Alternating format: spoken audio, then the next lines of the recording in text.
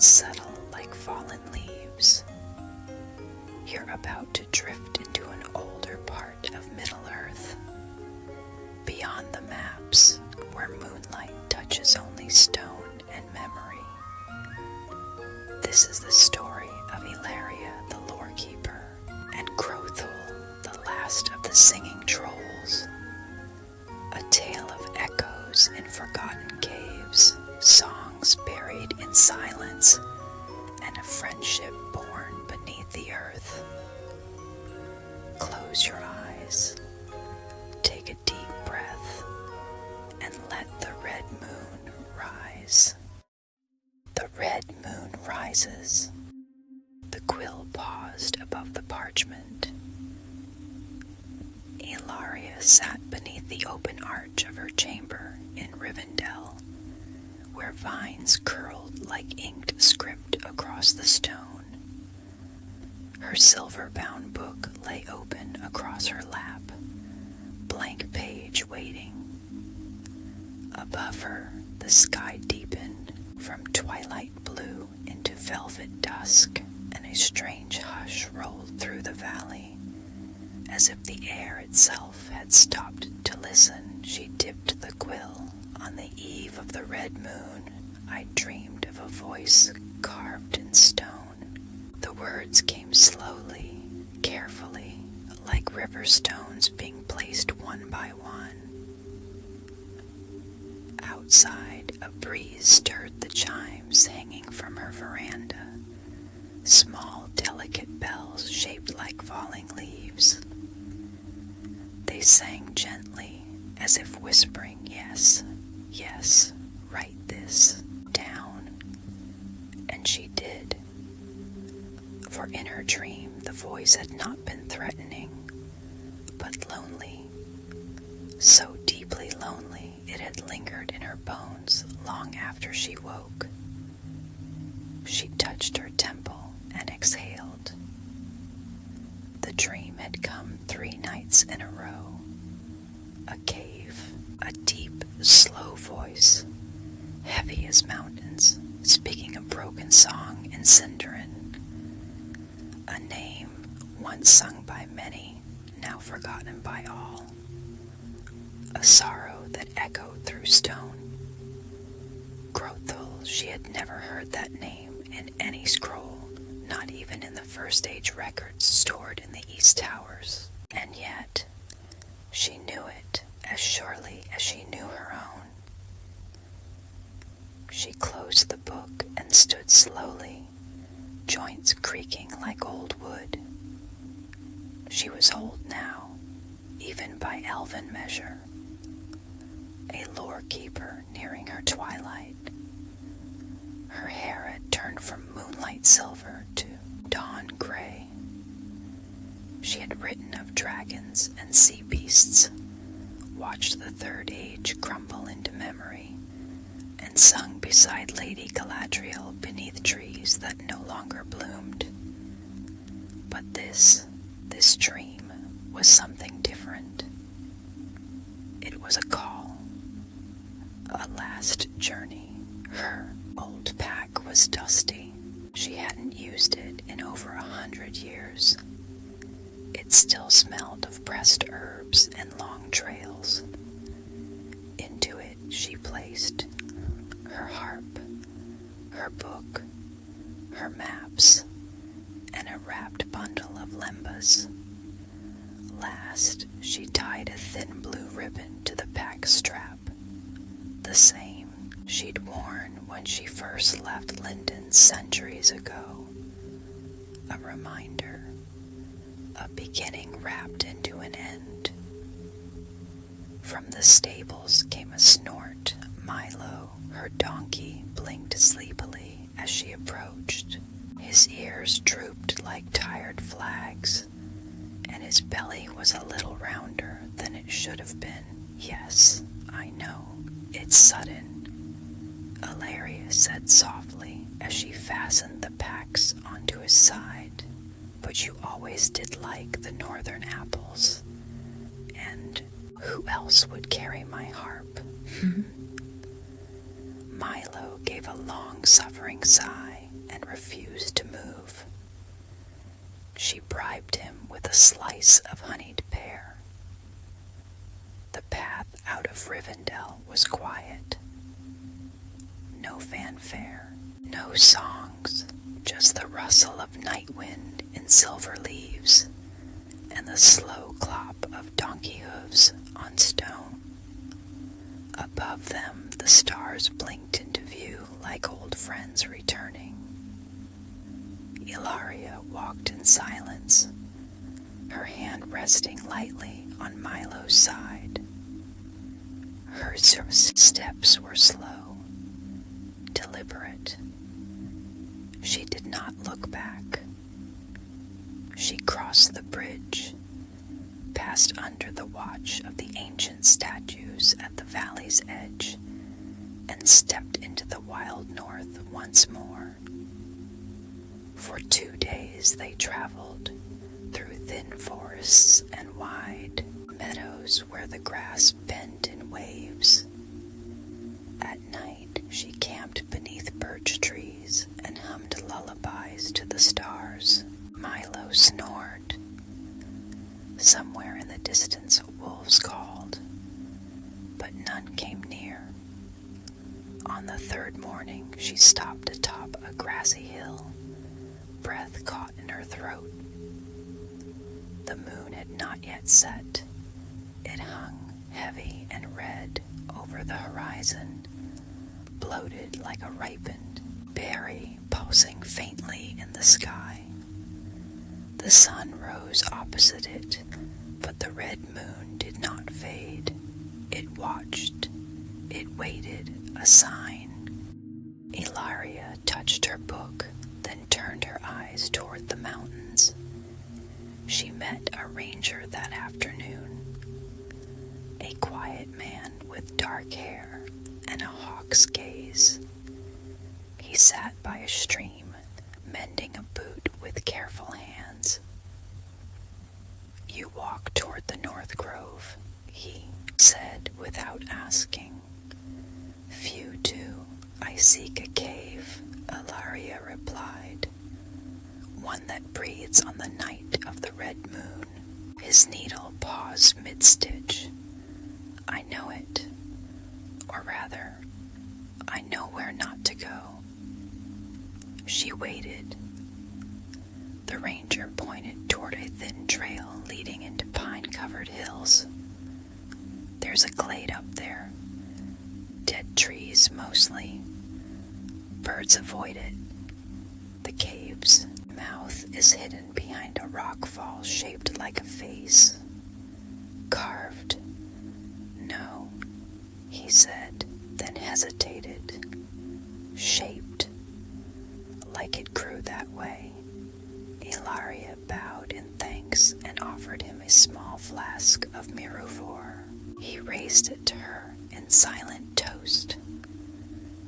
The climb was harder than she remembered. The trees grew strange and twisted as she approached the glade. Pine needles littered the ground, but none clung to the branches. The air was thin, still. And then she found it. A wall of pale stone, overgrown with moss. At first it looked like nothing, but as the light changed, the shadows shifted. And then she saw it. A face, weathered, ancient, worn into the stone like time itself had sighed and left. Its mark, wide brows, closed eyes, a mouth half open as if speaking one last word.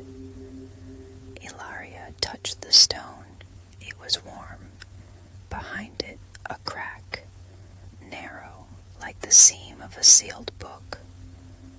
Milo stomped nervously, ears flat. "Just one night," she whispered.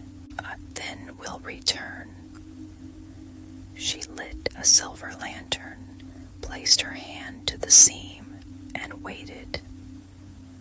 The red moon crested above the treetops, and the cave, breathed.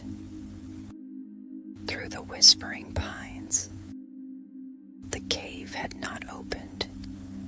Not yet. Elarië sat before it now, cross-legged on the forest floor, her lantern casting long golden shadows across the moss. Behind her, Milo chewed nervously on grass, flicking his ears at every unseen sound. He didn't like it here. The trees were too still, the air too quiet. Even the insects had fallen silent. The red moon glowed like an ember above the canopy. Elarië whispered to herself, repeating the old names of the stars like a lullaby for her own mind. Elinath, Gilthoniel, Nanar, Soronume.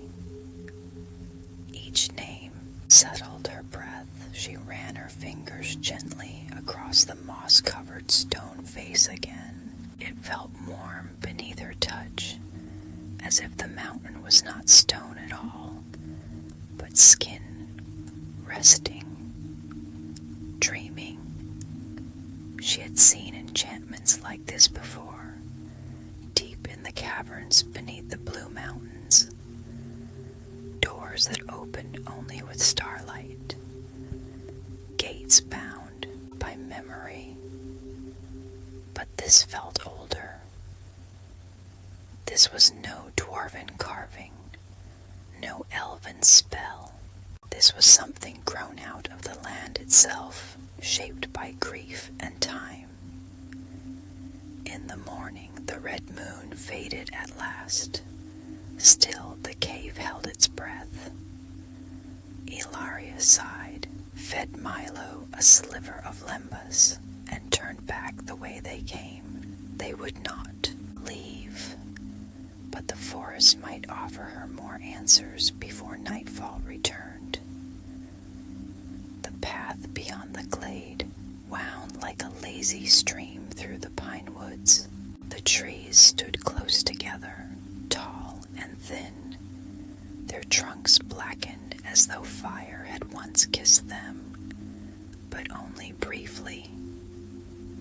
Their tops swayed ever so slightly in the wind, making a sound like soft whispers. Elarië moved slowly, brushing her fingers along bark and needle.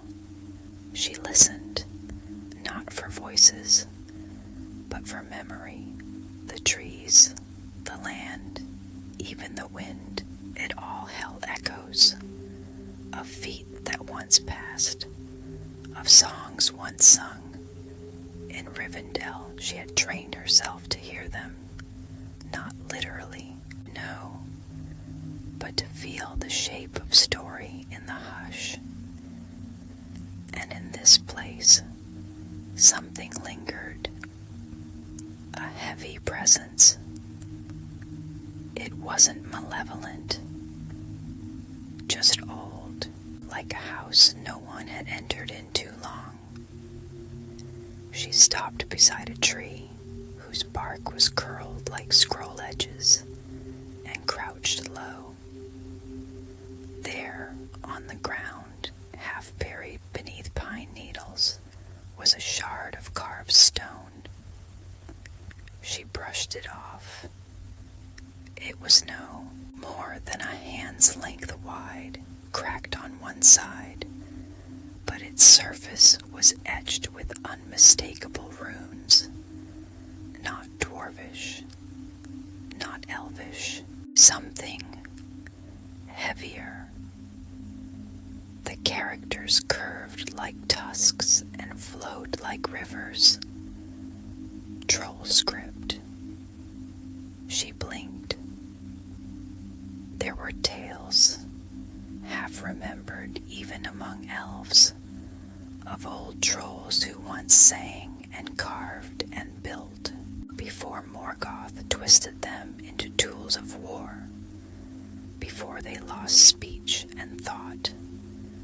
Most believed them myth, echoes of older beings long turned to dust, but This was proof, and where one shard rested, others might remain.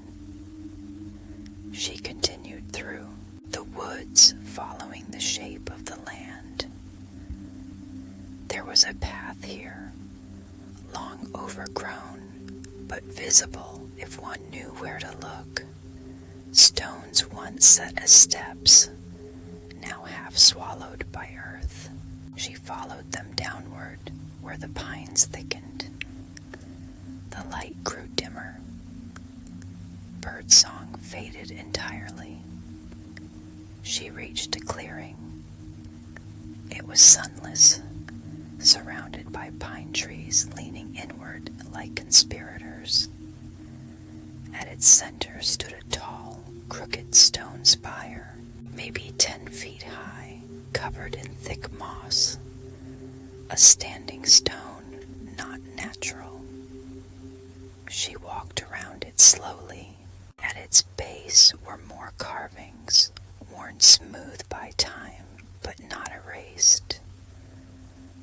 There were shapes, a moon, a hand, and what looked like a harp. She reached into her cloak and pulled out her own harp, small, carved from ashwood and inlaid with silver. Leaves. She strummed it softly. The clearing breathed. A warm gust passed through. No wind in the trees, just a breath around her skin.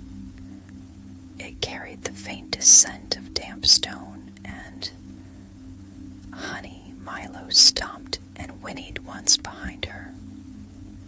He was pacing at the tree line, shaking his head.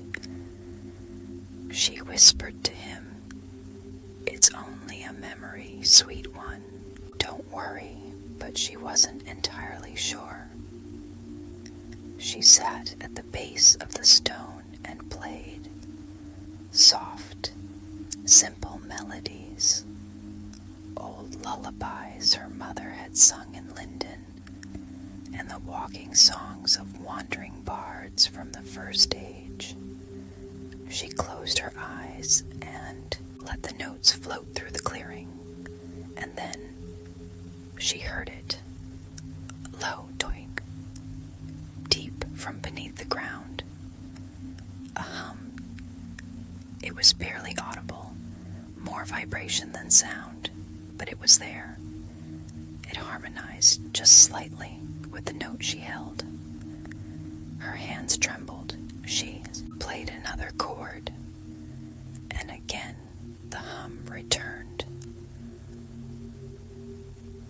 Call and answer. Grothul, she whispered. The trees rustled, but no wind touched her face. Something below was listening. That evening she returned to the glade. The mossy face on the rock seemed to watch her approach. The shard of carved stone she had found earlier she placed beside the entrance. Carefully, like an offering, she sat with her harp and played the melody again. Once more the cave seemed to draw breath, but this time the seam along the stone was wider. Not enough to pass through, but changed. Another night, she whispered. 2, maybe 3. You are waking slowly, I see. She plucked a few final notes into the dusk. The stars winked into view above. The moon rose silver now, but behind it, in the coming nights, the red would rise again, and she would be waiting. The cave that breathes. The moon had turned red again. It rose like a wounded lantern over the pines, casting a soft crimson glow on the forest floor. The shadows it left were longer than they should have been, blurry, uncertain.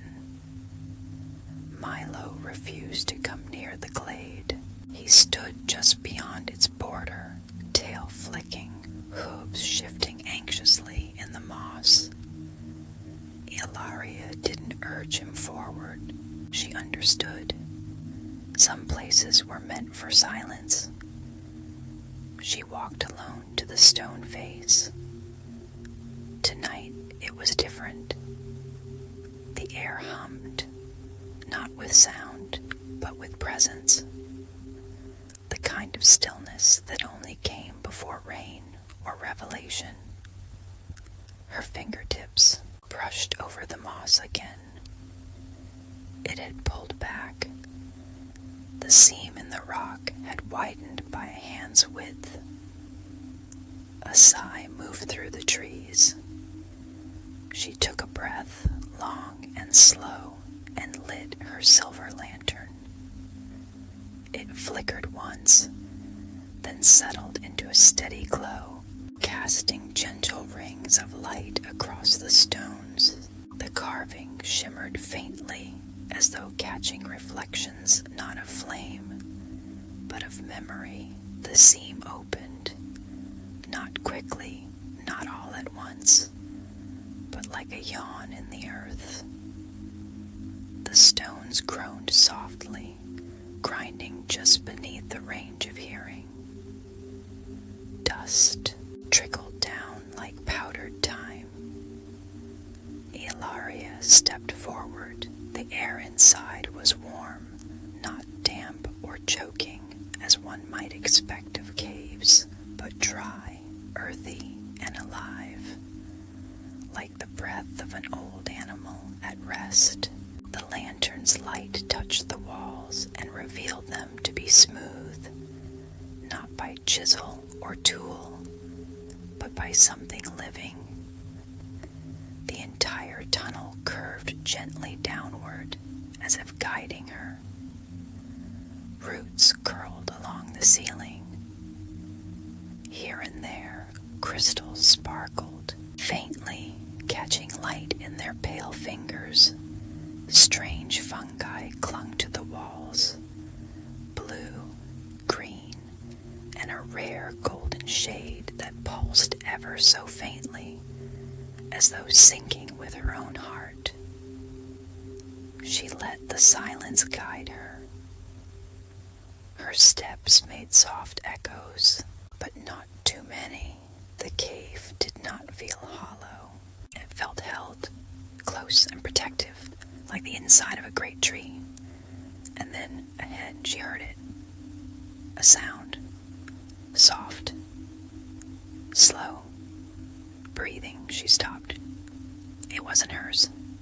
Not Milo's. Not wind. Not echo. This was a slow, steady inhale. Exhale rhythm that vibrated ever so gently through the stone beneath her feet. A sound like mountains sleeping, she whispered, Grothul, and the breathing paused just for a moment.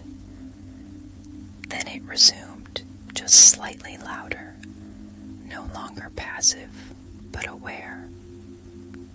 She followed the sound deeper. The tunnel opened into a round chamber. The walls were patterned with carvings, not chaotic or primitive, but rhythmic, almost musical, swirls and lines. A single repeated symbol, a spiral wrapped around a crescent moon. Elarië raised her lantern higher. At the center of the chamber was a massive shape, like a boulder hunched into itself. At first, she thought it was just rock, but then she saw. It rose slightly with each breath.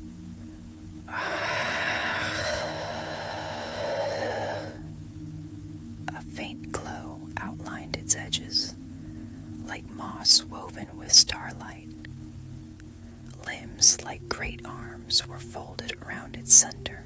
A head bowed low, features rough but shaped, worn but still visible.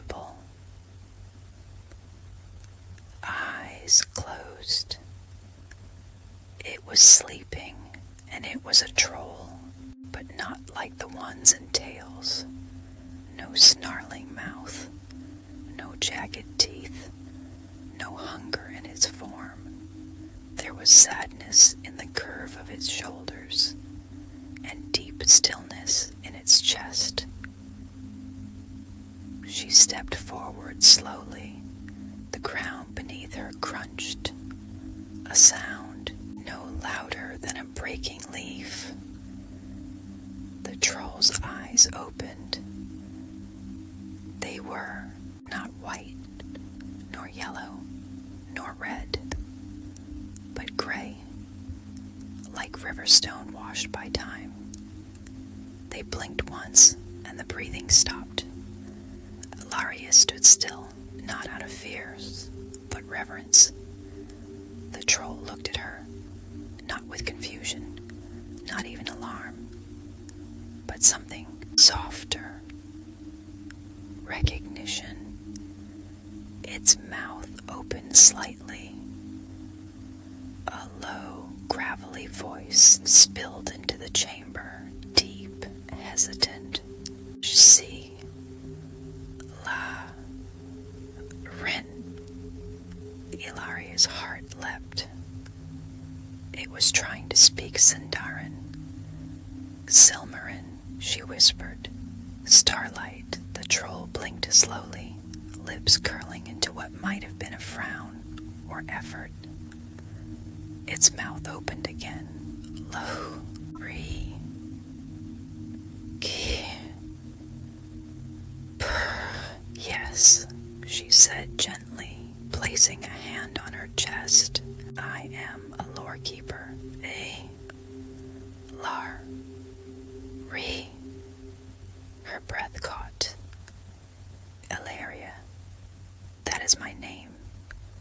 A long exhale. Then, quietly, so softly it might have been wind, the troll whispered, Grothul. The cave pulsed with a name.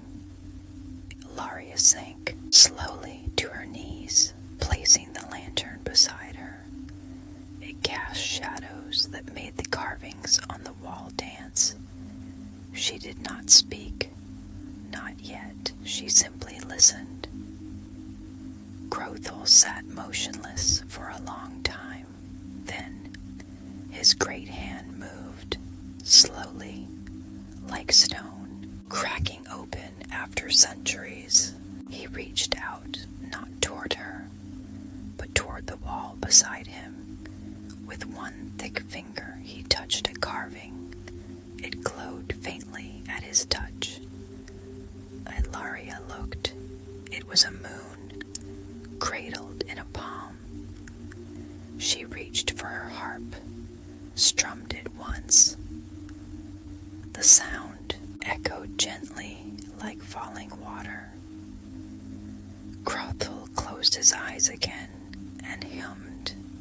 It was low, almost below hearing, but it vibrated through the chamber, into the stone, into the lantern light, into Elarië's bones.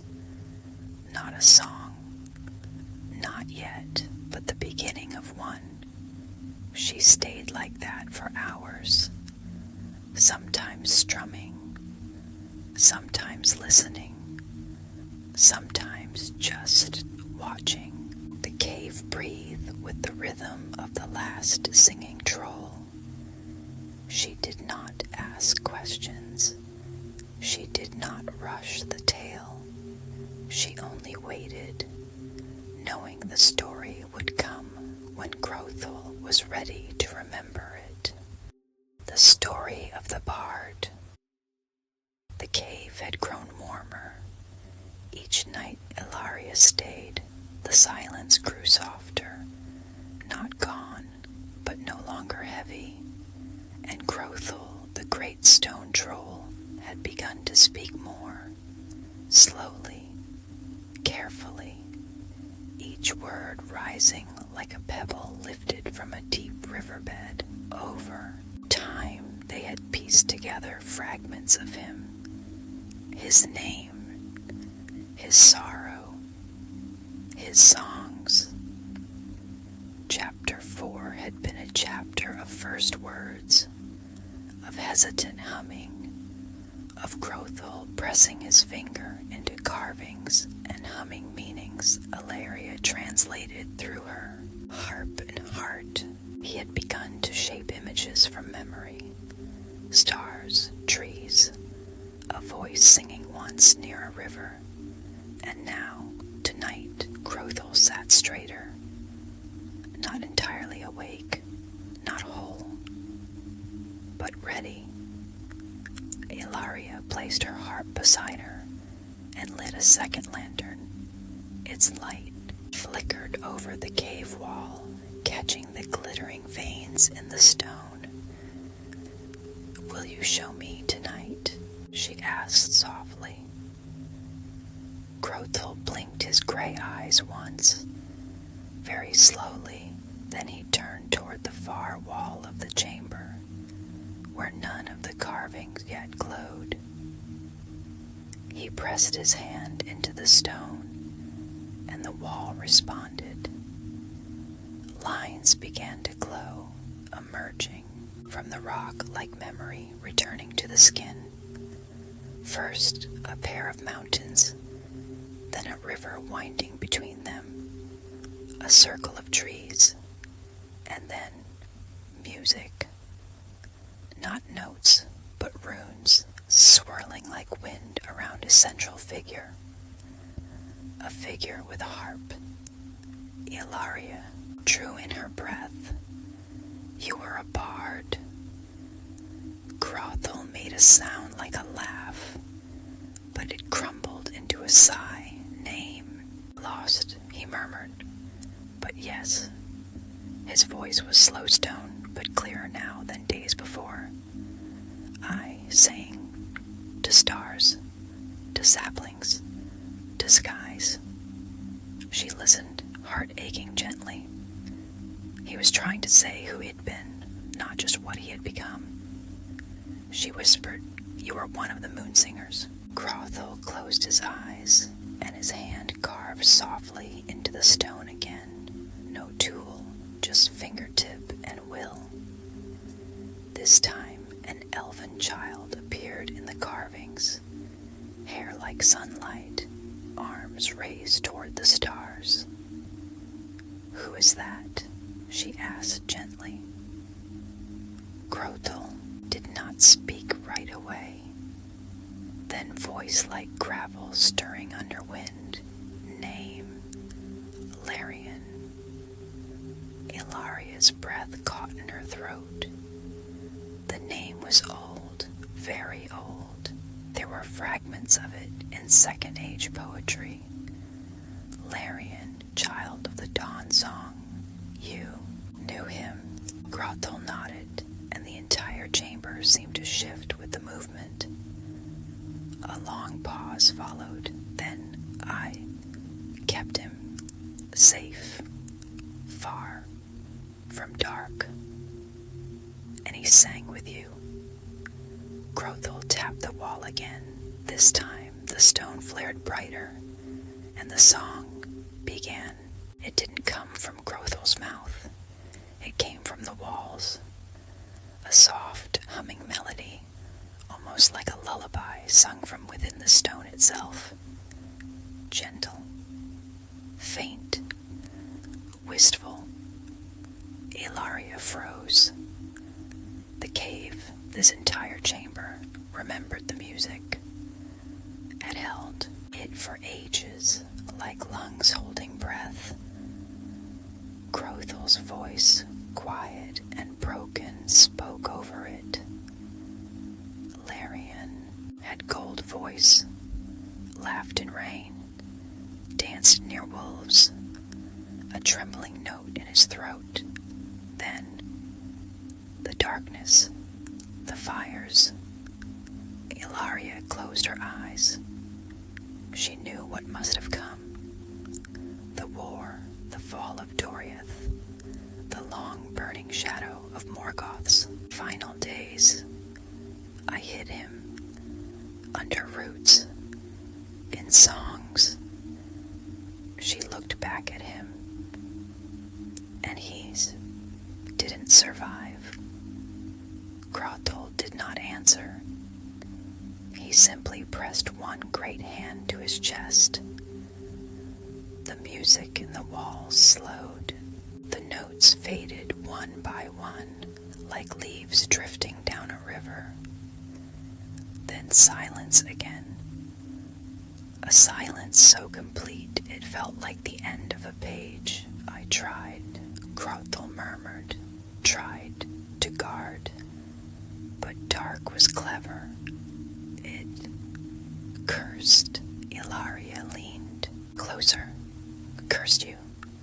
He nodded.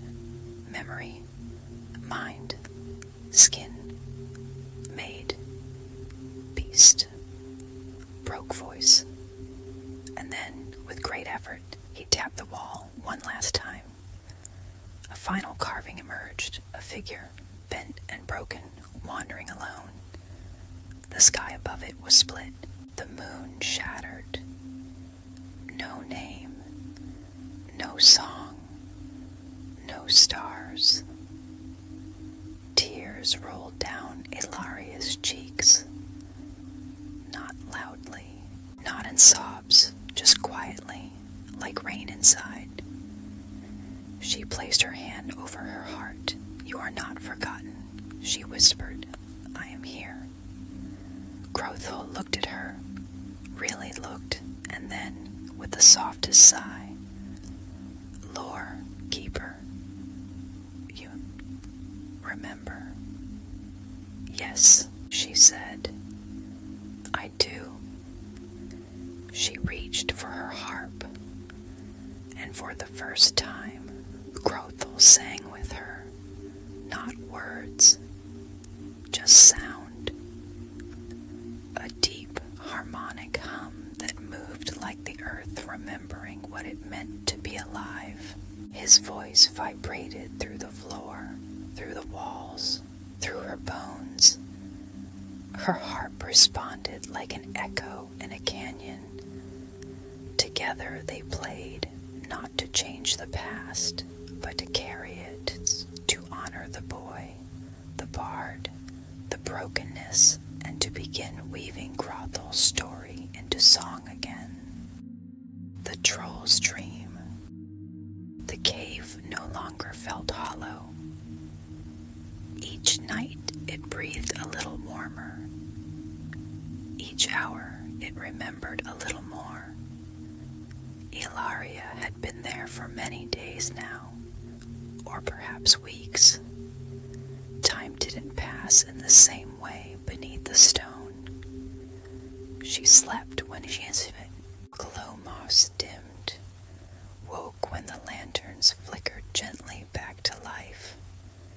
Her dreams had become blended, part her own, part Grothul's. It had started with a song, a melody that wasn't hers, but that she hummed anyway in her sleep.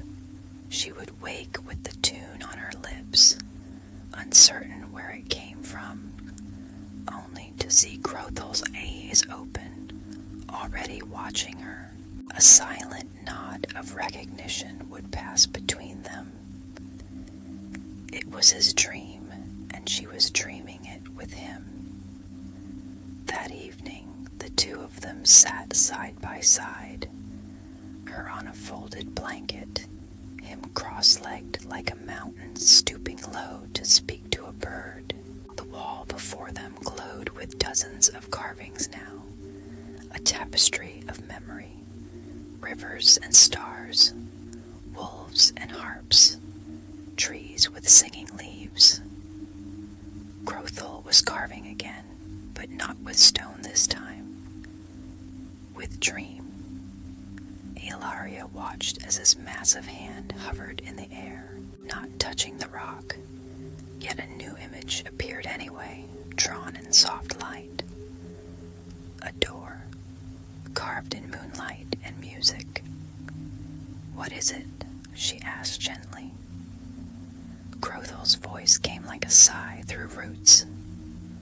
Dream, place of before curse, before cave, her voice no louder than breath. Do you still return there? He hesitated, then. Sometimes, when you play. A long pause. Then he added, when you sleep. Elarië's hand moved to her heart. I see it too. Grothul looked at her, slow and thoughtful. Then, it is real, not only mine. That night, Elarië let the moss light fade naturally.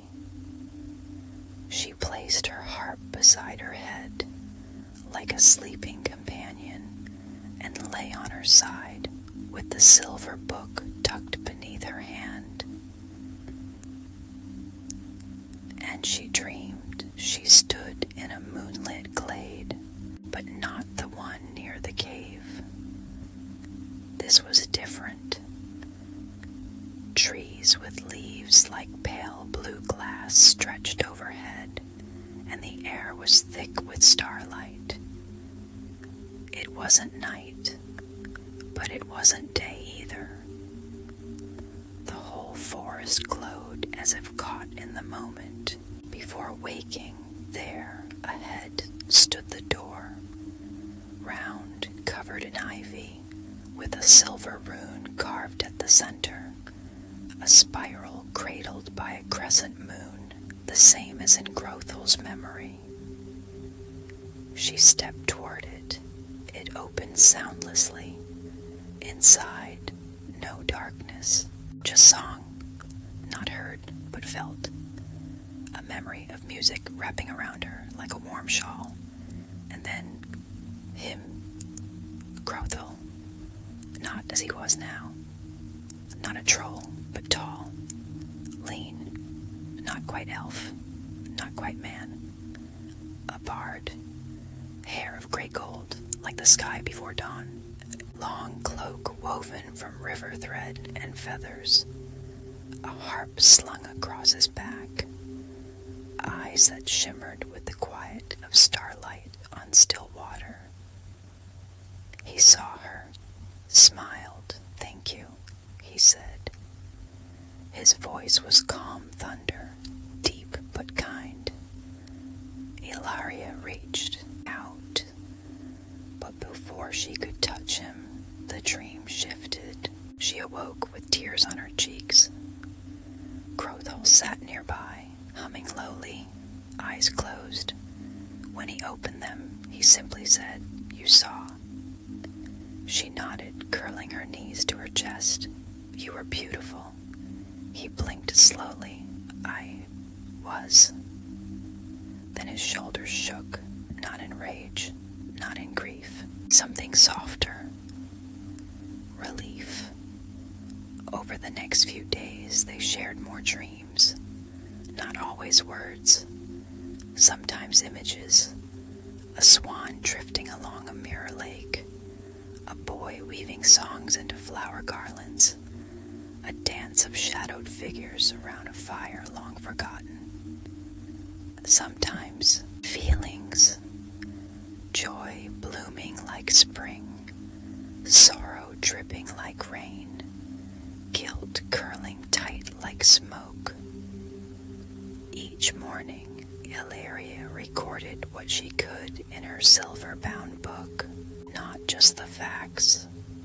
Those were fading and fractured. But the truth of the memories. The emotions behind them. The story between the words. Grothul watched her write. Sometimes he hummed to help her remember. Sometimes he carved beside her, his fingertips etching dreamlight onto stone while she etched words onto parchment. Together, they rewove his soul. One night, Grothul whispered a question she hadn't expected. If song could break, can song also heal? She looked up. His voice trembled with something close to hope. I think, she said slowly, if sung truly, Yes. He lowered his eyes. Then, sing me. Whole. Elarië touched his massive hand. It was warm, thrum-like, full of buried harmony. I will. The breaking of the spell. The cave was quieter now, not the silence of fear or forgetfulness, but the kind that comes before dawn when all the world is listening. Elarië sat cross-legged beside her silver harp, her book closed on her lap. She had filled every page. Its final one held no ink, just a pressed petal from the golden moss that grew near Grothul's dreaming wall. Tonight was different. Tonight she would sing the song. Grothul had said little all day. He sat motionless, though not asleep. His great hands rested in his lap. His eyes blinked only once every few minutes, as if conserving each motion. He was waiting. Elarië had spent the day tracing the fragments of his story. Every dream, every carved image, every hum, every pause. She had woven them into melody, one careful note at a time. Not to undo what had happened, but to honor it, to remember him not only as troll nor as bard, but as both, as whole. She stood. The chamber responded with a low thrum. She raised her harp and let her fingers hover just above the strings. Grothul, she whispered. He opened his eyes. Are you ready? He blinked once, then yes. The first note rang like moonlight against glass. Pure, steady, soft as breath. It echoed gently through the chamber, and the carvings on the walls shimmered faintly, as if drawing breath themselves. Grothul inhaled, slow and deep. His chest rose like a mountain waking. Elarië stepped forward and began the song. It was not in Quenya, not in Sindarin. It was older, a song of heartbeat, of river and stone, of fire and sorrow, of lullabies under stars, of memory carved deep. Her voice wove through the harp like wind through reeds. She sang of Larian, the child who once danced in moonlight and laughed in the rain. She sang of the bard who kept him safe, hidden under roots, wrapped in melody. She sang of the fire that came, and of the voice that broke trying to save him. She sang of the silence after, and the long, long sleep beneath the earth. And she sang of waking, of dream sharing and echoing walls, of carved stories, and of stone warmed by memory. Grothul's hands began to glow, faint at first, a pulse beneath the skin, like buried light. The moss around him shivered. The walls began to hum. He raised his voice, not words, not yet, but tone, a great slow harmony, like a canyon remembering a river. His hum met her song, like two rivers finally joining.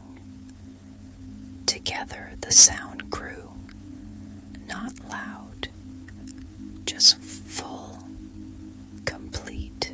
As Elarië reached the final line, one she had not written, but which had come to her in a dream, Grothul rose. His form shimmered, not dissolving,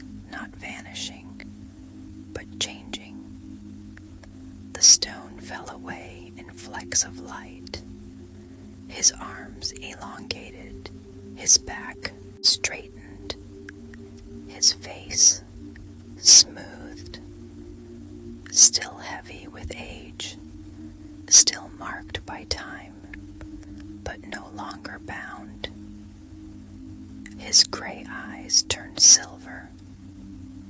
He looked at his hands, spoke clearly, "Thank you," and then a wind swept through the chamber. No source, just a sigh of release. The carvings on the walls flared once with light, every image of Elarië, of stars, of song, and then faded gently into the stone, not vanishing, but resting. Grothul smiled. Elarië did not weep. There was no need.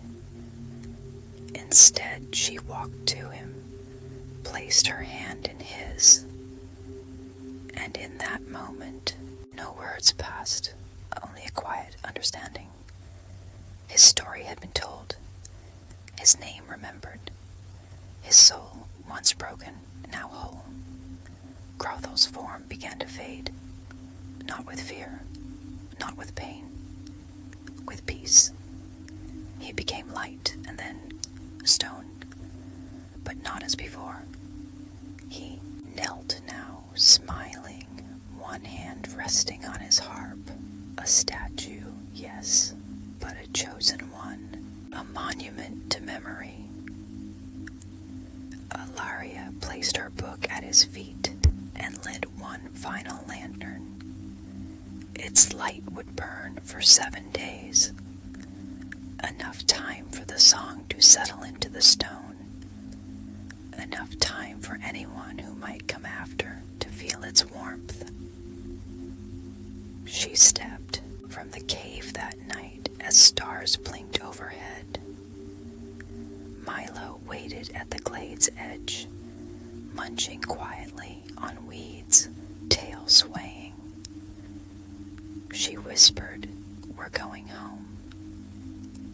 And as she passed the stone face, now warm and still once more, she noticed something new at its base. A single golden flower, Eleanor, blooming where none had before. The flower at the door. The path out of the glade was quiet. No birds, no rustling breeze, only the soft thud of Milo's hooves against the pine-covered trail and the quiet creak of Elarië's pack shifting at her side. The cave no longer breathed behind her. It had settled into stillness, but not the stillness of stone, the stillness of peace. She turned once, just before the trail bent out of sight. Grothul's face was still there, softened into the shape of serenity, his statue catching the last rays of starlight before dawn. His hand still rested on his harp. His eyes, though stone, seemed to carry something more than silence, and beneath him bloomed the Eleanor, a golden flower, radiant and small, its petals trembling as if touched by a breeze that no longer moved the trees. Elarië knelt beside it. She reached out, not to pick it, but to press her fingertips against its petals. They were warm, like the cave once was, like the moment Grothul had become more than stone. She whispered, "You remember," and the petals shimmered. The journey back to Rivendell took twice as long, not because the trail was difficult, but because she no longer hurried. She stopped to watch the moon rise. She listened to streams, even when they had no songs left. She let Milo guide the path when she wasn't sure where to place her feet. The forest welcomed her this time, no longer closed, no longer whispering warnings. Now it simply listened. By the time she crossed the bridge into Rivendell, the season had changed. The first leaves of autumn danced gently in the breeze. They fell like memories from silver branches, catching on the wind and floating beside her as if escorting her home. She was thinner, her hair a little more silvered. Her cloak smelled of moss and golden lichen. Her harp had gained a new tone, a richer note in the lowest string. But her eyes, they carried something new, a light that came from remembering something the world had nearly forgotten. The library keeper greeted her at the outer hall. "Did you find what you were searching for?" he asked, though his voice carried doubt, as if not expecting much. She smiled softly, unfastened the silver-bound book from her side, and placed it in his hands. He opened it and said nothing. The pages shone faintly, as if lined with some echo of starlight. The writing moved like music. Words curved gently, almost singing themselves, and at the end, pressed into the final parchment, was a single golden petal, Eleanor, a flower that did not grow in the north.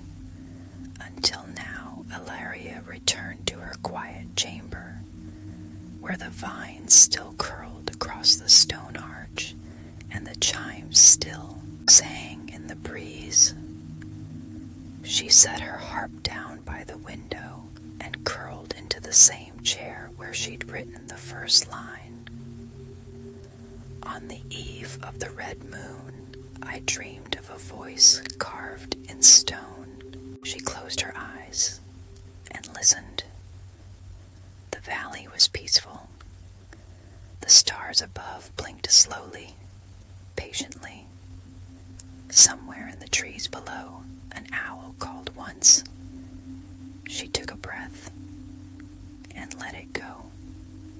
That night, she dreamed again of a cave not bound by earth, of a bard not bound by skin, of a boy dancing in starlight, of a troll who sang, of a flower blooming where sorrow once slept. And in the dream, Grothul's voice echoed, soft and full, you remembered, and now I sing again. And so Elarië returned home with no treasure, only a story, a song remembered, a name restored. And far in the quiet north, beneath the stone hills and pine trees, a single golden flower still blooms. Grothul sleeps no more, he is song again, and somewhere in the hush between dreams, you might hear him hum. Good night,